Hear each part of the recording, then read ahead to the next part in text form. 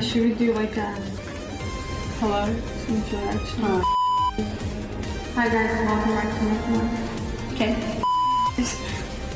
Do I say anything? Yeah. Okay. I'm Kiki. Just start reading. And you go. And today, are they cut into sessions? And today, what? Can I say? Okay. Okay. You Hi. say it. I think 3, 2, 1. Give a second. Ready? 3, 2, 1. Hi, and welcome back to Micromind. My name is Kiki. And my name is Eva.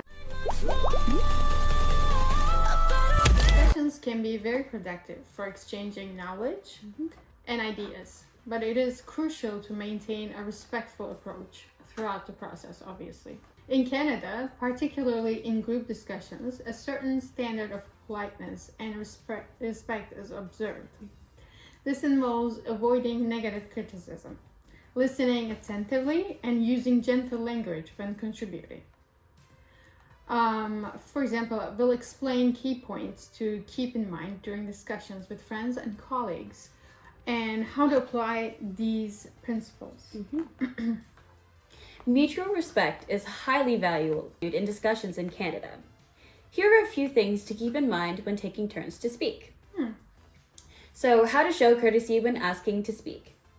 In group discussions, it's important to wait for others to finish speaking before taking your turn and to politely ask for permission to speak. This is important because it shows respect for the other person and it really expresses your interest in joining the conversation. Well, a wrong way to approach this will be, that's wrong. Now listen to what I have to say. Well, correct and polite example would be, may I say something? I have a different perspective on this. Okay, that's good. And you know, by asking for permission, you really showed me respect, and you showed respect for others in the group as well. And you demonstrated that you value our thoughts and helping the discussion progress on a more positive note. And I really like that you wanted to add more perspective. I thought that was really cool. Oh, thank you. Yeah. Well, when expressing your own ideas, using gentle language prevents others from feeling defensive and creates a more open platform for discussion. It's essential to use collaborative language rather than a harsh tone. Yeah. If I think of an example of something with a harsh tone, I can think of, well, I'm right and you're completely wrong. You know, that is so harsh. It's so rude. Oh, yeah. I wouldn't want to have a conversation with someone who's speaking to me like that. Ouch. Right? But if I were to think of a correct or a polite example, you could say, well, I see this differently. Could there be another approach? Well, this type of language invites dialogue rather than criticism, Yeah. encouraging an open-minded discussion. And one of the key elements of Canadian politeness is using constructive language, even when evaluating details. Yeah. How to listen to others attentively. Participating in a discussion isn't just about speaking. It's also about being an active and attentive listener. Listening carefully, it shows others that you really value their thoughts and their opinions, just like Eva's doing right now, listening to me in this conversation. Yes, I am. Well, let me give a bad example. Looking at your phone or somewhere else while the other person is speaking, like she is doing right now, not a good thing to do. Well, a correct and polite way to do this would be making eye contact with the speaker and nodding to acknowledge what's being said. And if you don't understand something, politely interjecting with, could you clarify this point a bit more? A little bit more. Yeah, 100%. And, you know, by you saying something like that, saying a phrase like that, it really, the approach, it helps show me that, you know, you want me to feel valued and you're making the discussion more productive by interjecting. And you know I'm paying attention. Yeah. Right? Well, it's natural for people to have different opinions in discussions. Even if you disagree with other person, expressing this politely prevents tension. For example, in Canada, a commonly used method is to start by acknowledging the other person's view before sharing your own. We can call this the sandwich technique. To start with something positive and then give constructive feedback and end on a positive note.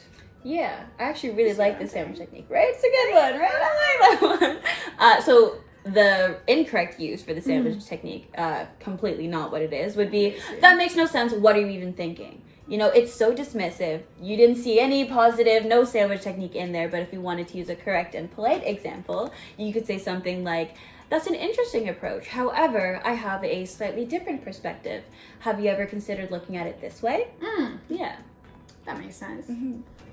This method allows you to share your views without dismissing the other person's ideas. It helps the discussion flow more smoothly and encourages people to stay open-minded rather than defensive. When a discussion ends, it's important to close it in a courteous manner that further strengthens relationships. Just as respecting everyone's viewpoints is important during the discussion, ending it on a positive note is also incredibly important. Not only is it important, it's essential, actually. Quite literally. Yeah, right? quite literally essential. Well, for example, if I were to say, you're really wrong on this, and we can end it here if you want. See how that was not mindful at all? Yeah. It was just, It was rude.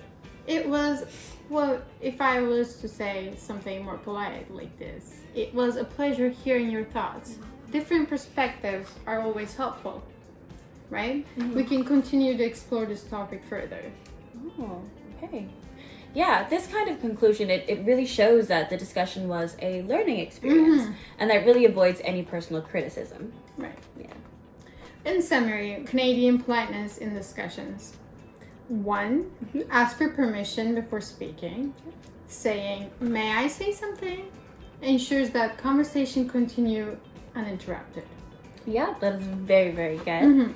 Express your ideas gently, sharing your views with, I think we could look at this from another angle. It allows you to contribute without imposing.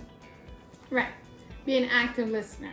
Show interest by making eye contact, nodding, and asking questions when necessary to convey that you're engaged, you're listening. And then another approach. Approach opposing views respectfully.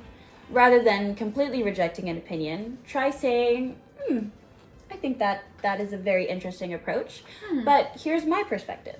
Conclude the discussion politely also, well, positively. Ending the conversation by respecting everyone's views helps strengthen relationships. By following these principles, you can engage in more meaningful, respectful, and thoughtful conversations, much like Alyosha Karamazov's character in Dostoevsky's The Brothers Karamazov. Imagine sharing your opinions politely in a group of friends and watch as discussions take a positive turn. Incorporating the power of Canadian politeness into your life can lead to healthier and more productive communication in your relationships. Yeah. Thanks for watching. And we'll see you again next time. With my